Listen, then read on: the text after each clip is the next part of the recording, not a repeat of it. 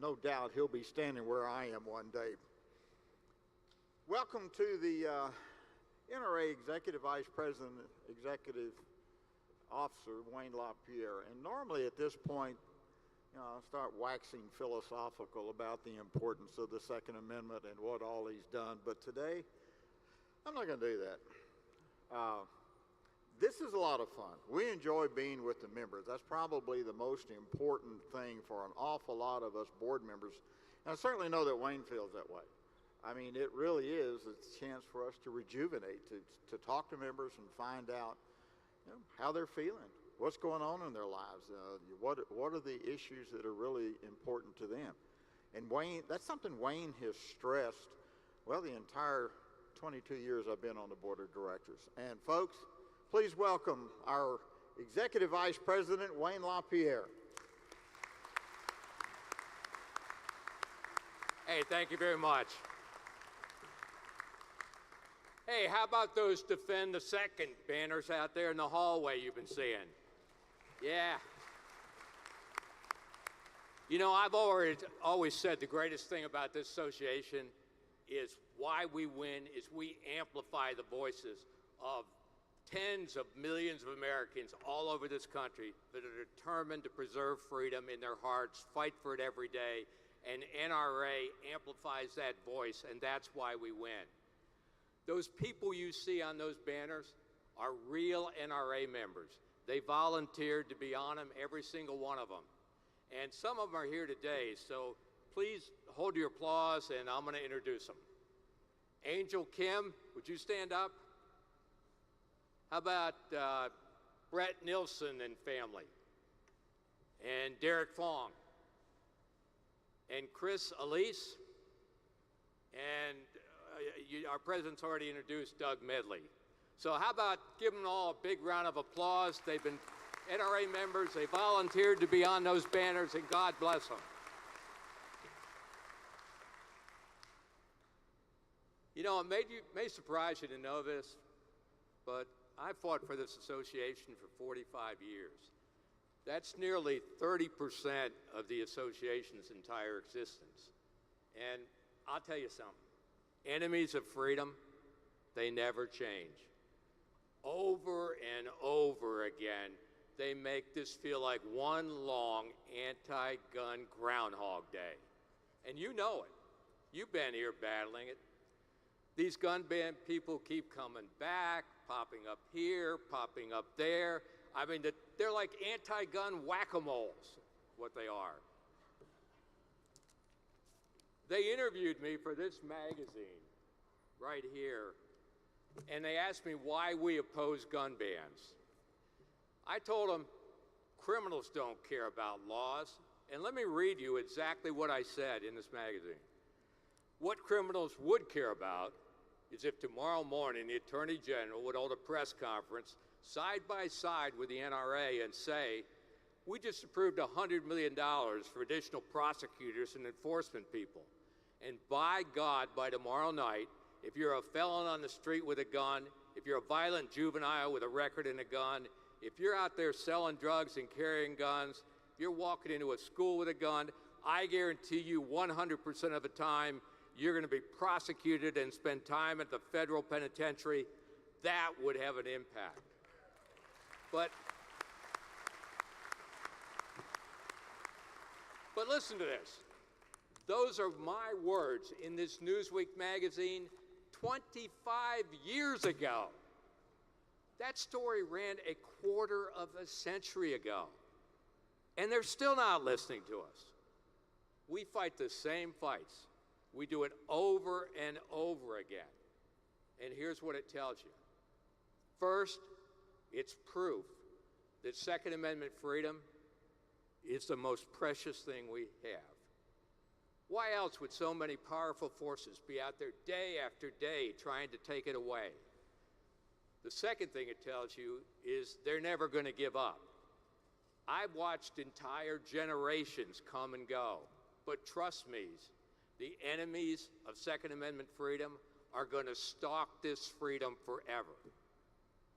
But the third thing it tells you is that year after year, election after election, the NRA stands, we fight, and we win over and over and over.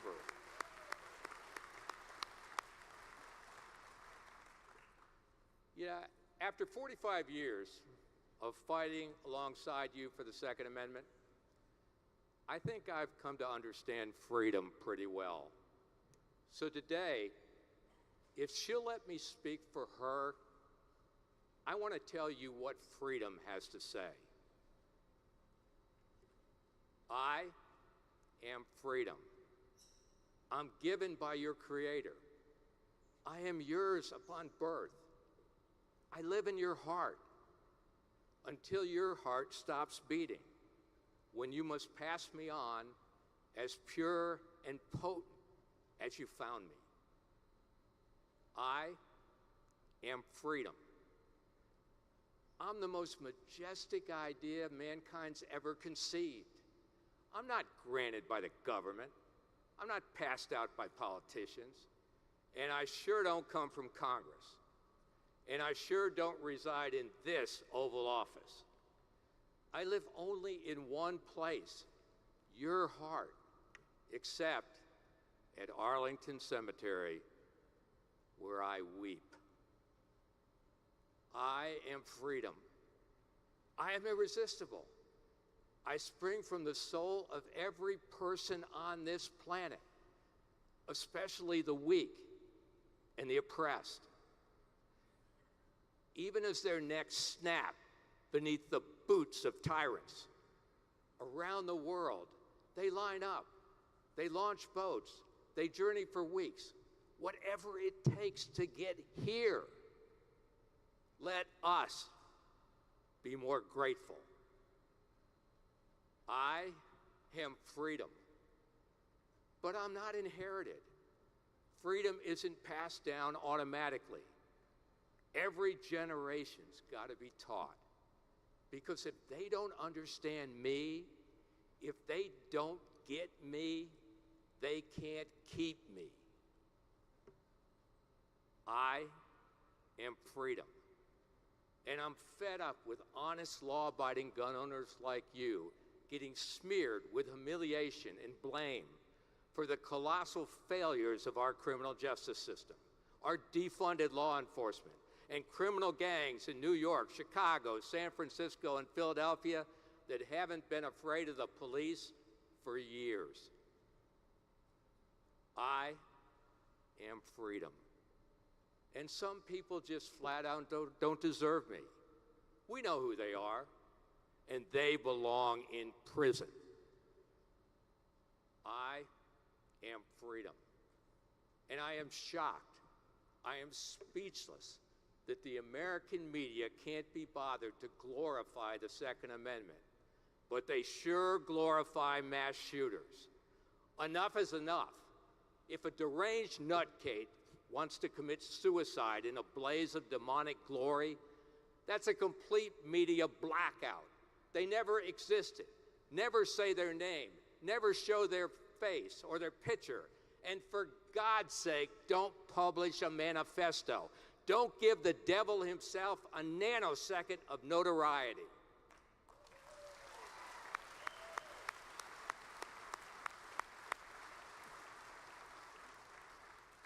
I am freedom, and I'm proud. All I ask in return is that you talk about me. Stand up for me. Tell your kids why so many have died for me. And when they hoist my colors, sing to me, pledge to me, salute me. But please, don't take a knee.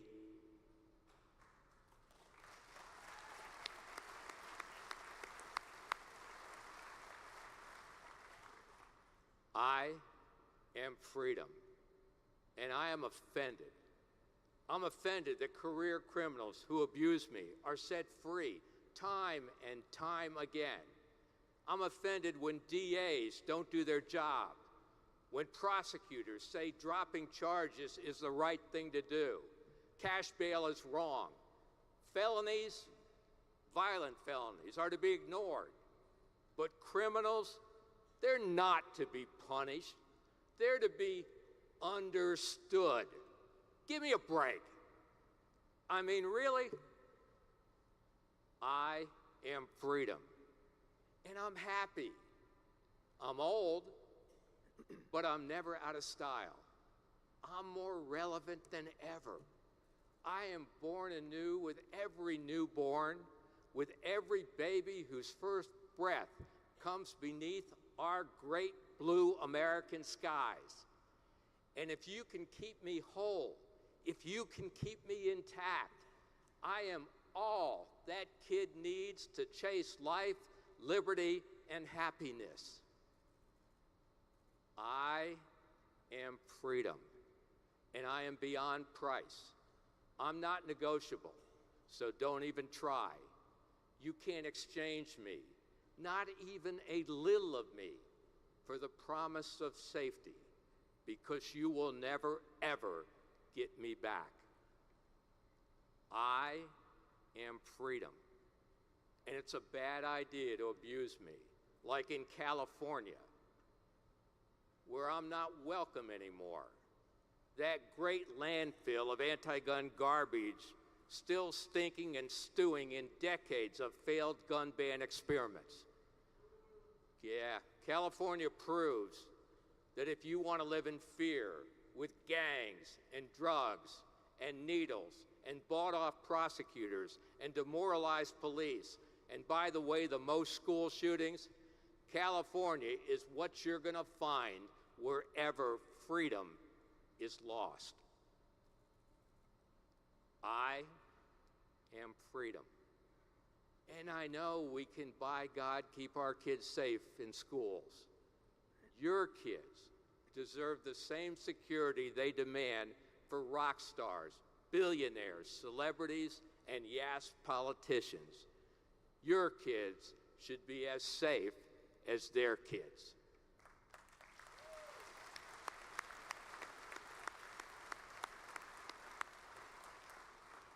I am freedom, and I'm heroic.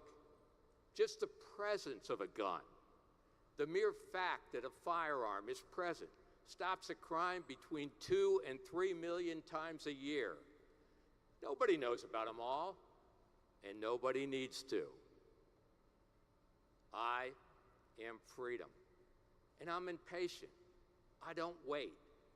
No one has the right to put time or price or paperwork between you and me. If they try, you should have no patience with them either. I am freedom, and I'm fed up with people who think what's wrong with America is too much of me. Gun shows are too much freedom. Purchasing more than one gun a month is too much. A magazine that holds 13 rounds or 7 or 3 is too much. What's wrong with America isn't too much freedom, it's too much stupidity.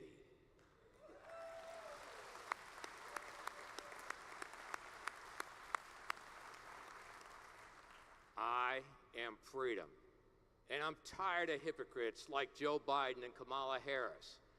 They want to ban semi-auto rifles. They say we just want to ban these bad guns, not these good guns. Well, Joe, I hate to tell you, but they all shoot the same. If they want to ban semi-auto rifles in America, they got to go out and knock on 20 to 30 million or more doors and say, hello, I'm from the government, and I'm here for your guns.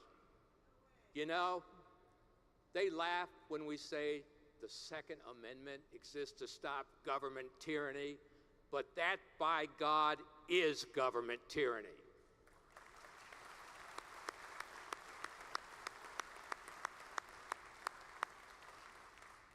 My friends, fellow members, you and I know freedom in ways most Americans don't. We, all of you here, possess an intimacy and a proximity with it because the Second Amendment is the one freedom that protects all the others. I've told you what I've learned about freedom. fighting alongside her for the last 45 years. I've told you that freedom is kind, fearless, precious, and proud. But those words I just said, they describe you. Of course, I'm talking about you, all of you here this morning. Because look, Joe Biden can talk about freedom. Freedom's easy to put in a speech somewhere. You can even chisel the word in stone, but that doesn't mean a thing. Freedom is non-existent until it moves people like you to do things like this, here today, this morning. Patriots always answer freedom's call, and that's why all of you are here today in this room.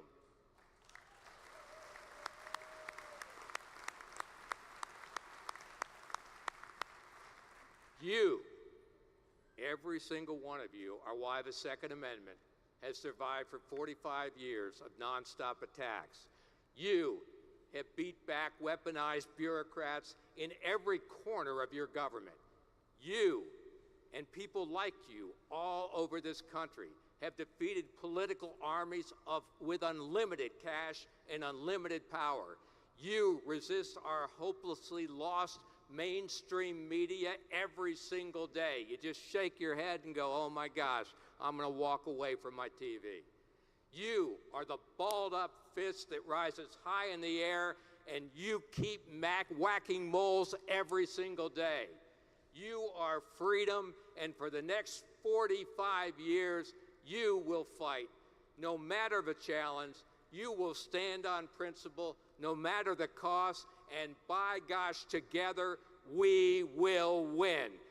All of you, friends, NRA members, let your freedom ring this weekend and forevermore. Thank you very much.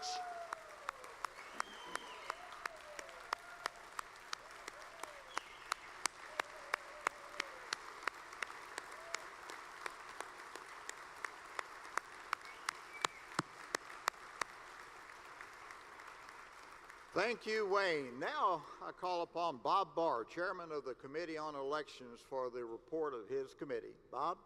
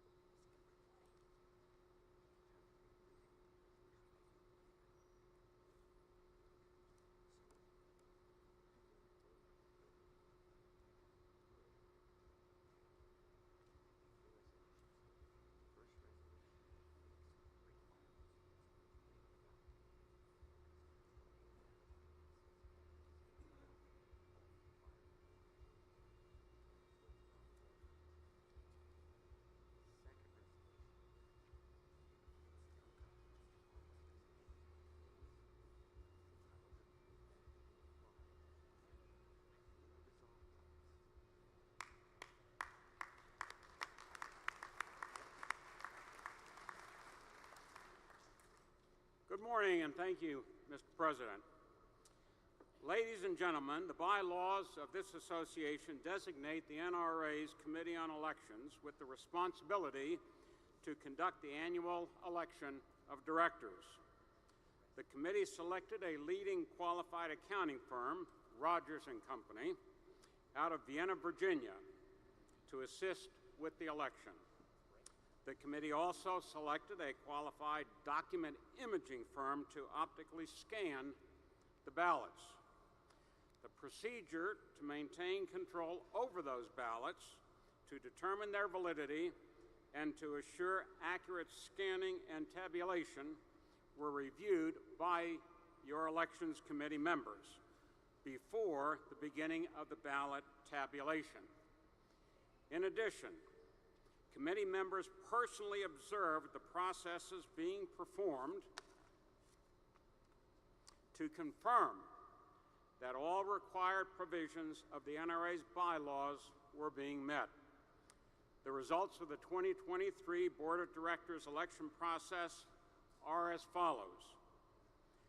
A total of 535,798 ballots were mailed to eligible voting members of the association for the election of 25 directors for a 3-year term ending in 2026. During the course of the 2022 election, a death occurred, creating a vacancy to fulfill an unexpired 2-year term ending in 2025. A total of 78,327 ballots were cast by eligible members. A total of 75,454 ballots were valid. 2,873 were judged invalid for the following reasons. 1,163 ballots were received after the March 26, 2023 voting deadline. 558 ballots had no rotation number or were damaged.